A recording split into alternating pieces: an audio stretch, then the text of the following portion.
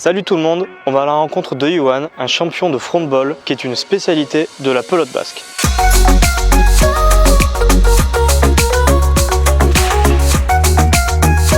Bonjour, donc je m'appelle Yohan Egabert, j'ai 28 ans, je suis joueur de frontball donc depuis la création du sport, ça fait une dizaine d'années. Aujourd'hui je vis donc du frontball, donc pas professionnellement parce qu'il n'y a pas de professionnel au frontball, mais ça fait partie totalement de ma vie. À côté donc du jeu, côté sportif, donc je développe aussi la pratique donc avec l'association Frontball Développement, qui a pour but donc de développer vraiment le frontball donc hors du Pays Basque où la pelote est vraiment très présente et très ancrée.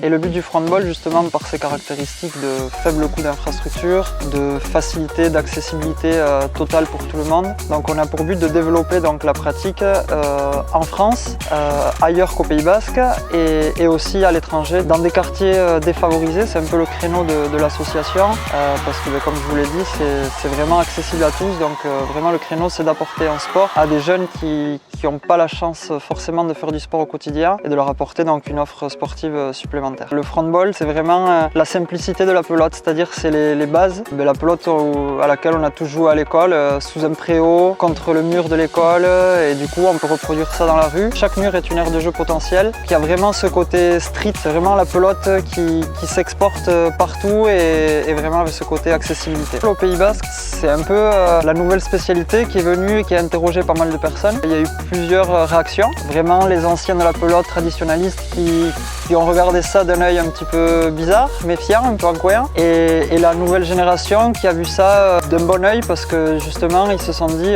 tiens, ça donne un vent de fraîcheur à la pelote, qu'il y a des actions déjà qui sont menées avec des rencontres avec les jeunes qui sont faites. Donc là aussi, dans une perspective d'ouverture, des jeunes de chaque région de France sont sélectionnés par leurs comités territoriaux pour venir faire un rassemblement de frontball ici au Pays Basque. Le premier titre officiel de frontball a été le championnat du monde de Mexico que j'ai remporté donc en 2017, et depuis cette date-là, donc je suis sur liste de sportifs de haut niveau donc en France. On attend aussi le prochain championnat du monde 2021 si tout se passe bien, ou sinon 2022 du coup au championnat du monde Absoluto de Biarritz. Niveau Pays Basque, c'est une satisfaction parce qu'on voit que les choses bougent aussi. Le frontball se développe aussi de plus en plus, notamment le nouveau complexe Kinka qui a ouvert à Saint-Pé-sur-Nivelle, qui a intégré 2 terrains de frontball. On a l'habitude de voir des terrains de squash, des terrains de tennis paddle, et pour la première fois il y a du frontball qui est proposé, donc c'est super. De plus en plus de jeunes aussi locaux qui s'y intéressent. On voit d'ailleurs le championnat de France donc des moins de 19 ans a réuni pas mal de jeunes.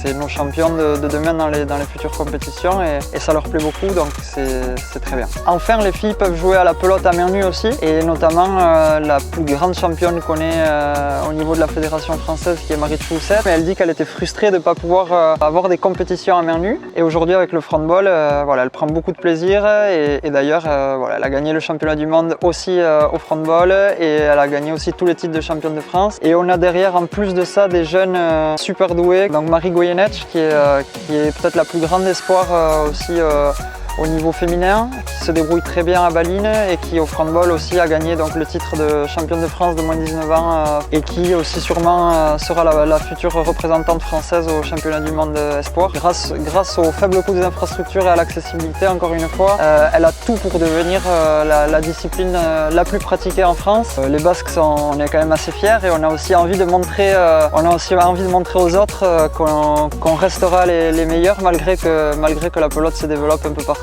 Et on a envie de se frotter aux autres régions et d'avoir de la concurrence un peu partout en France. Et ça ne peut faire qu'augmenter le niveau, qu'augmenter le nombre de licenciés, et du coup augmenter tout ce qui est bon pour la pelote, c'est-à-dire de la visibilité, des joueurs, voilà, tout ça.